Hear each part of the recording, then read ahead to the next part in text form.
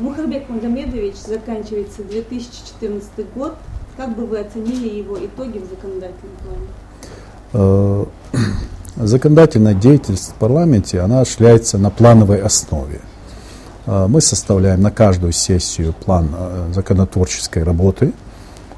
Есть у нас в этот план включаются законопроекты, которые мы в обязательном порядке должны рассмотреть. Это законы, которые прямо предусмотрены по вопросам, предусмотрены Конституцией Республики Ингушетия.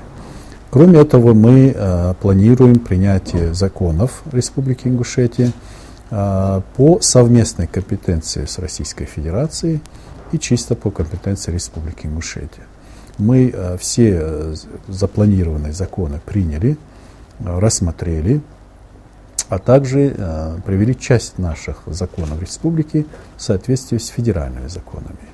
Вот. Поэтому, на мой взгляд, все планы нашей законотворческой деятельности, они реализованы.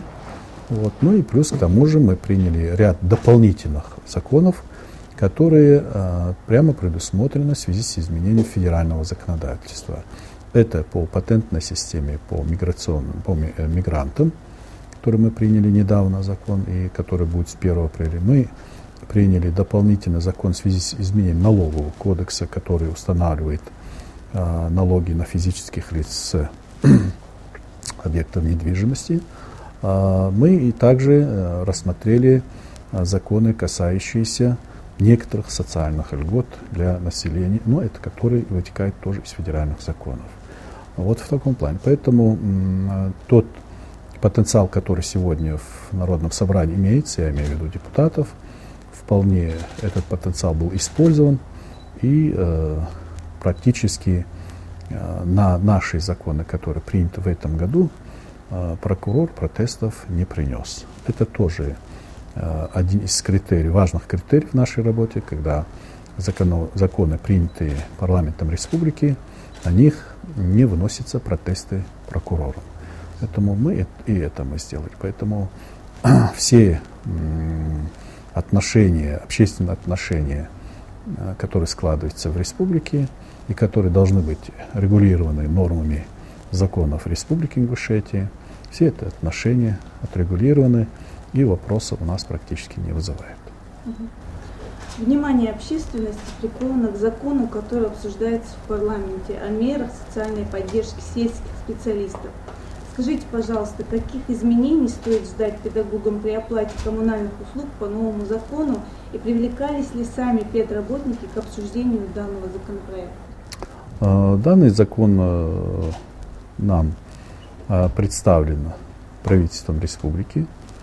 Разработан он Министерством финансов и предполагает отмену льгот членам семьи специалистов.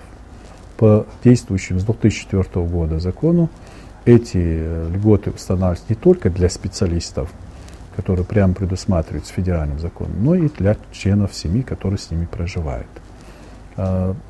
Позиция, да, этот законопроект нами принят в первом чтении. Его обсуждение идет у нас уже 3 месяца. Мы обсуждаем, мы не в спешку это все делаем. И привлекались непосредственно в обсуждение и общественные организации республики, и в том числе профсоюз работников образования. Да, это очень закон, который, конечно, вызывает очень много вопросов среди учительской общественности. Вот. Этот закон вызывает вопросов и иной общественности республики. Многие, конечно, желают, чтобы эти льготы сохранились, но на сегодняшний день правительство Республики Ингушетия по большому счету не имеет возможности осуществлять эти льготы. Экономическая ситуация непростая, сложная экономическая ситуация. Наш бюджет довольно-таки высокодотационный, поэтому позиция правительства именно в этом состоит. Но мы стараемся, конечно, чтобы до второго чтения, до принятия в окончательном виде этого закона, чтобы и правительство, и профсоюзы работников образования, и другие заинтересованные ведомства, в том числе Министерство образования, Республики Ингушетия, чтобы они выработали конкретную модель, которая бы в какой-то мере удовлетворяла бы все стороны, все заинтересованные стороны, в первую очередь сельских учителей. Идем мы к тому, что будет в абсолютном выражении выдаваться эти деньги для того, чтобы гасить эти льготы. Конечно, хотелось бы, чтобы данная мера сохранилась, но сегодня, конечно, депутаты максимально стараются найти баланс между предложениями правительства и учителями, сельскими учителями в республике.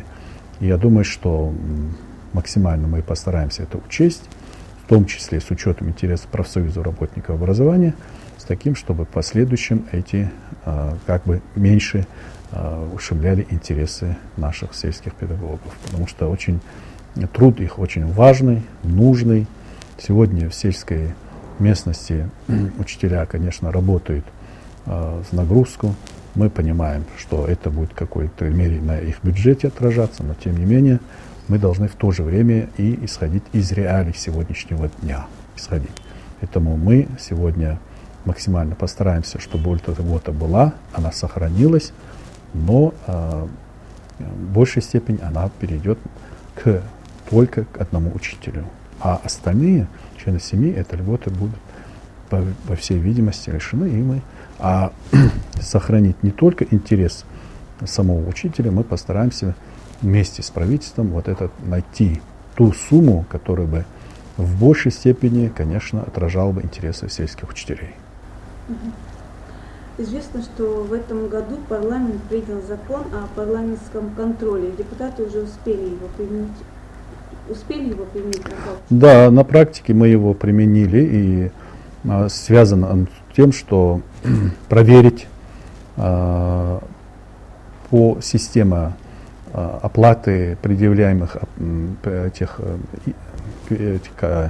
квитанций по оплате за коммунальные услуги, в том числе за газ, за свет, за воду. Мы хотим полностью проверить, насколько эффективно, насколько правомерно начисляются эти непосредственно платежи. Непосредственно мы хотим проверить и проверяем, наши депутаты проверяют с помощью запросов, проверок непосредственно, бывает в организациях, насколько это реально, деньги перечисляются для льготников. Очень много вопросов, которые задаются в газовой службе. У них больше всего нареканий к газовой службе.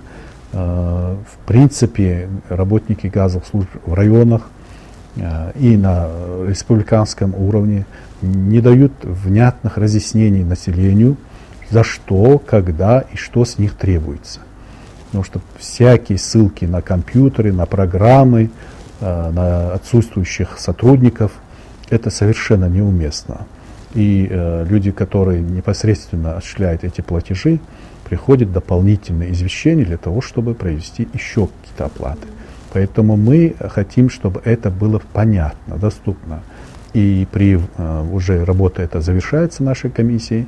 И как только они будут завершим эту работу по всем, если мы увидим в этом виде виновность и газовых служб, электрических служб, электрических сетей, в этом случае, конечно, мы попросим прокурора провести соответствующую проверку и провести меры прокурорского реагирования. Вот таким образом мы это делаем. Это очень объемная работа. Я вам скажу, по мнению наших коллег, к работникам электросетей меньше претензий, вопросов меньше, потому что последние годы в этом сегменте работа качественно улучшилась, меньше жалоб, меньше вопросов. А вот в газовой службе, газовый сегмент очень много вопросов. Поэтому в данном случае мы именно наше право проведения проверки и парламентского контроля, мы это право реализовали именно в этом направлении. Много молодежи в последнее время начали увлекаться так называемыми энергетиками. Известно, что эти напитки наносят вред молодому организму. Как, на ваш взгляд, может измениться ситуация с правоприменением республиканского закона о запрете на реализацию энергетических напитков? Мы в законодательном плане вопрос решили. Вопрос решили, отрегулировали. Мы четко определили, значит, места ограничений этих продаж по времени, по местам. И сейчас дело за тем, чтобы фактически принятые законы, вот эти ограничения и запреты, они реализовывались. По сигналам и по выборочным проверкам, которые наши проводят, имеются случаи, где продаются они, и мы просим наши правоохранительные органы, особенно органы, которые Роспотребнадзора, которые должны этим заниматься, провести более тщательно, систематические проверки непосредственно в точках реализации различных товаров, и в том числе и вот этих запрещенных препаратов. Конечно, они наносят бесспорно вред здоровью, нравственным качествам населения, особенно для молодежи. Поэтому мы говорим, что да, законодательное закрепление основ имеется, главное сейчас реализовать и проводить масштабные проверки для того, чтобы непосредственно эти нормы работали. Парламент принимает не только законодательные акты республиканского уровня, но и инициирует принятие законов на федеральном уровне. Как бы вы оценили взаимодействие с Государственной Думой? У нас есть это взаимодействие. Мы не только сами выходим с инициативами, но, конечно, не все наши инициативы они находят поддержку в Государственной Думе. Часть находит, а часть остается не находя эту поддержку. Но кроме того, что к нам поступает очень много законодательных инициатив и законопроектов, и законодательных органов с других субъектов, законопроекты при первом чтении Государственной Думы, для того, чтобы мы дали свою оценку, свое видение, насколько это данные законопроекты, инициативы, они поддерживаются в нашей республике. Мы, комитеты, эту соответствующую работу, профильные комитеты проводят, мы оцениваем эту работу на совете или же на самом заседании. Мы предложения комитетов рассматриваем в этой части и, соответственно, своевременно направляем наши решения в соответствующий законодательный орган или же в Государственную Думу. У нас очень активно мы работаем с нашим депутатом Государственной Думы Биланом Хамчиевым. Он нам оказывает тоже практическую помощь в реализации наших вопросов на уровне Государственной Думы. Очень хорошее наше взаимодействие. И мы, конечно, хотелось бы, конечно, побольше, это было бы больше этих инициатив, но мы по мере, скажем, возникновения вопросов, по мере того, как увидим проблем, мы это правом своим пользуемся. Конечно, хотелось бы, чтобы наши республиканские органы, министерства, ведомства по своим направлениям выходили бы к нам с предложениями, что бы они хотели бы и каким образом изменить действующее федеральное законодательство в той части, которая их непосредственно касается, сотрудников, статуса и так далее.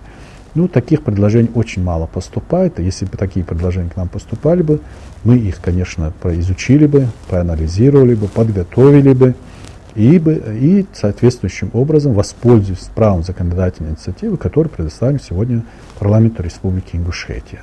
Вот в этой части мы, конечно, мало у нас таких вот предложений, если бы такие были, потому что мы многие направления министерства, которые ведут, мы их не всегда узнаем, что конкретно они видели бы, где есть пробелы, где есть несоответствие. Вот это от них, если бы нам больше поступало бы таких предложений, мы бы, конечно, проработали бы эти и направляли бы. Но в целом я вам скажу, что взаимодействие с государством у нас есть, мы работаем с ними, ну и постараемся, конечно, и дальше только наращивать эту работу и это направление. Это очень действенный инструмент, и которым можно, конечно, в последующем и в других случаях использовать. За этот год парламентские ряды заметно обновились. Как новые депутаты встраиваются? Я вам скажу, что новые депутаты, это, конечно, депутаты, которые впервые избраны. Но я вам не скажу, что вообще по жизни они новички. Это зрелые люди, опытные люди в тех или иных сферах работали, работают. И мы максимально стараемся те объем знаний, опыта, навыков, которые они имеют, использовать в том или ином направлении у нас в парламенте. Вот, поэтому мы в комитеты их, конечно, определяем в первую очередь по их желанию и учитывая их прошлые работы в прошлом. И, конечно, наших более опытных депутатов просим, чтобы с ними они взаимодействовали, работали, помогали, чтобы они как-то легче вошли, вот, как бы говорится, в должность. Они люди авторитетные, они люди, которые участвовали на начальном этапе в праймеризах, они совершенно знают, они готовились к этому, они видят себя депутатами, поэтому наша задача, конечно, максимально сделать так, чтобы они в более короткое время вошли в эту роль свою депутатскую и заработали в полной мере. Поэтому я думаю, что эти депутаты, которые уже стали заменители вакантные места, они уже будут работать, есть потенциал, видно, что у них есть желание работать. И главное нам им помочь. Какие первоочередные задачи стоят перед депутатами Народного собрания в следующем году? В следующем году мы, конечно, в первую очередь, если брать основное направление законотворческой деятельности, это наши полномочия, определенные Конституцией Республики, федеральным законом, эти полномочия исполнять.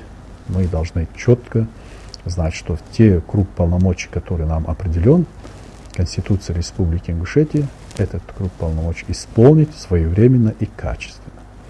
Второе направление – это представительские функции. Это мы должны, конечно, бывать в коллективах, встречаться с нашими избирателями, максимально учитывать их интересы и оказывать им содействие в решении их вопросов и в защите их законных интересов. Мы должны побольше поработать в направлении по взаимодействию с нашими коллегами, с других субъектов, с нашими диаспорами за рубежом. Мы должны в большей степени поработать и с различными общественными организациями, в том числе и зарубежными. Поэтому это направление мы хотим более усилить, более сделать результативным это направление. На мой взгляд, в этом плане мы несколько недорабатываем. Поэтому будем в этом направлении тоже работать для того, чтобы непосредственно вот это направление насытить. В 2015 году, в сентябре, будут проходить выборы органы местного самоуправления. Будут избираться депутаты всех уровней местного, муниципального уровня.